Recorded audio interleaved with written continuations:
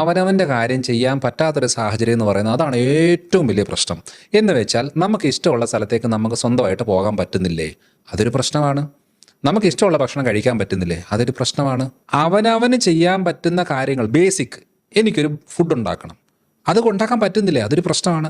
എത്ര കാശുണ്ടെന്ന് പറഞ്ഞാലും എത്ര വലിയ പൊസിഷനിൽ നിൽക്കുമെന്ന് പറഞ്ഞാലും അവനവന് വേണ്ടുന്ന കാര്യം ചെയ്യാൻ പറ്റാത്തൊരു സാഹചര്യം എന്ന് പറയുന്നത് അത് വലിയൊരു ബുദ്ധിമുട്ടാണ്. അപ്പോൾ അതാണ് ബേസിക്കായിട്ട് നടത്തേണ്ടത്. നമ്മളിങ്ങനെ എല്ലാം മാറ്റി വെച്ച് ജീവിച്ചിട്ട് എന്ത് ചെയ്യാനാണ്?